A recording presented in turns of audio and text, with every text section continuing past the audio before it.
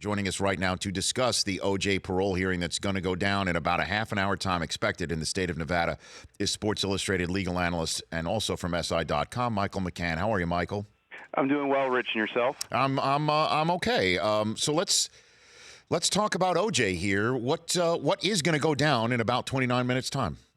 Well, it probably will be a good day for O.J., Rich, and I say that because he'll have a hearing, and under Nevada law, these hearings are pretty preordained in terms of what's going to happen. Nevada uses 11 factors. Most of them are pretty objective that assess whether or not a person up for parole is likely to commit crime again in the future, among other things. And under these 11 factors, he does very well. So a lot of people are thinking, well, what about the elephant in the room? What about the belief that he committed murder? Well, that's just irrelevant from this hearing, or at least it should be. So the hearing should go probably in a way that's not that dramatic, although I think anything that O.J. says or does has a certain level of drama. So how does it work then? I mean, how could this go sideways? It could go sideways if there's things we don't know. For instance, have there been any disciplinary write-ups? We've heard rumors that he's had some minor issues, but as far as the public knows, there have been no disciplinary write-ups. That's one thing. And secondly, if he says something that suggests he isn't contrite, though he didn't act that way back in 2013 when he had his first parole hearing, he actually was pretty deferential and apologetic. I assume he's going to take the same approach today. But if he somehow lashes out, I don't think that's going to happen. And look, he's an actor, right? So he's someone that knows how to play a role. But it could go sideways if something like that happens. Okay, so again, and I got 27 minutes, I guess, and the rest of us until this all goes down. How is it going to work? He sits there, and do you know the actual mechanics of what today is? So assuming it goes as normal, they'll run through the 11 factors. They'll say, Mr. Simpson, the age of first arrest, you were in your 40s. That's actually good for him under the system because the older you are when you're first arrested, it suggests that it's less likely you're going to get in trouble again in the future.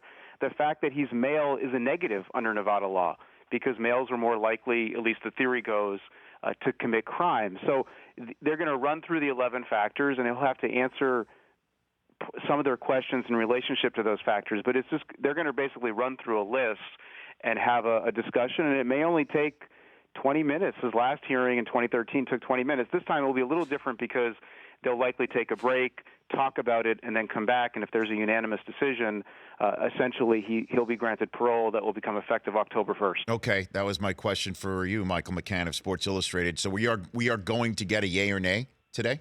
We will, though. We may get it quickly.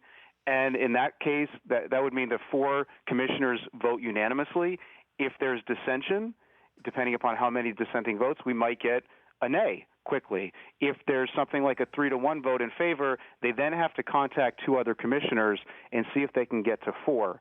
So that whether that happens today or another time, the belief is that it would happen today, but that presents a little bit of a question mark.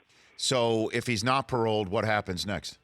If he's not paroled, his eligibility to remain in prison would continue, and he would likely serve until October 30th of 2022, and he'll be 75 years old.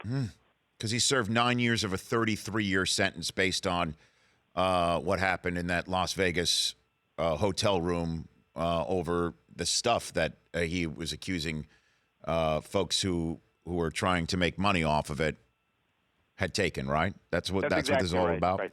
It's a raid of memorabilia, and it was all caught on video. I mean, it's just really a terribly planned, foolish, really, and he was caught, as often happens if you try to raid a hotel room, and he received a very harsh punishment. Many would say that punishment may have been somewhat of a makeup call for what happened in the 90s. I don't know. It was within the grounds of the judge's discretion. But he did have a parole hearing a few years ago, and the sentence was essentially reduced because of that. So he would be able to get out in 2022.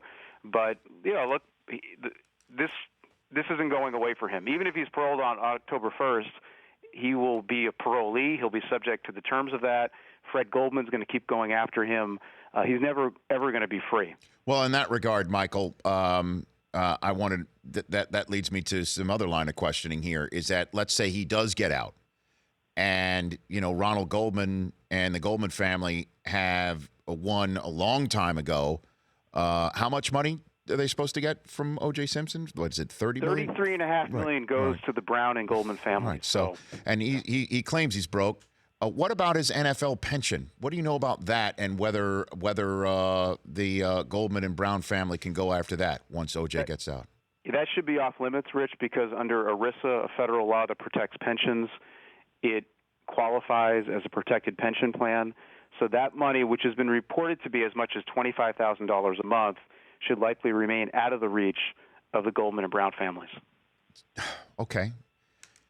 So what does happen? Do you know? I guess I could ask Carl Douglas this when he joins us, and he's one of the people who said that the conviction that he's trying to get paroled from today was in fact thrown on him because of what happened in the 90s.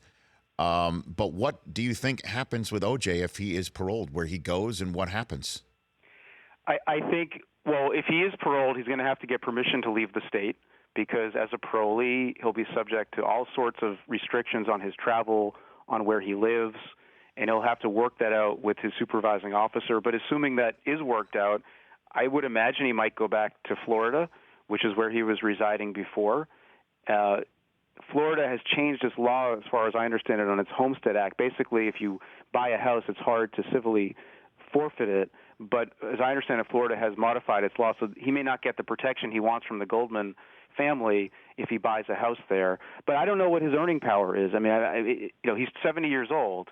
I assume, and this is a big assumption, that he'll try to capitalize off of his fame. I assume he'll do paid interviews rather than non-paid ones. There are all sorts of variables there, but after him the whole time, I think, will be Fred Goldman, who's 76 years old, but he's a youthful 76. I think he will file petition after petition in court trying to get any money that O.J. gets. But that's the hard part of a civil lawsuit, is it's basically, as he has said, it's a piece of paper. You got to go enforce it. And it seems like Fred Goldman's going to keep fighting it. So last one for you, Michael McCann. If he is paroled today, if O.J. is paroled today, he's got to he's got to stay in Lovelock until October 1st. So he has at least a couple of more months left in prison. And if that happens, what is there something that could happen between now and then that prevents him from getting out on October 1st? It's possible, Rich. I mean, if there's a disciplinary matter, parole is a discretionary function. It's not a right. It's something that it's sort of like they're giving you a break, but they can take it back because you're serving out your sentence under parole. The sentence continues. And if he does something wrong, but I mean, to play devil's advocate to that, he apparently has been a model prisoner as far as we know, for the most part. Mm-hmm. And I think it's unlikely something would happen in the next 2 months, but you never know. Michael, I appreciate it always, and we'll chat down the line because, things always crop up in the world of sports law and then regular law with sports folks. I appreciate the time. Thanks for having me on. You got it. That's Michael McCann at McCann Sports Law. The Rich Eisen Show, weekdays at noon Eastern on radio stations across the country and audience. If you liked some of that, get some more of that on the Rich Eisen Show app. Follow all the information you see right here on the Rich Eisen Show.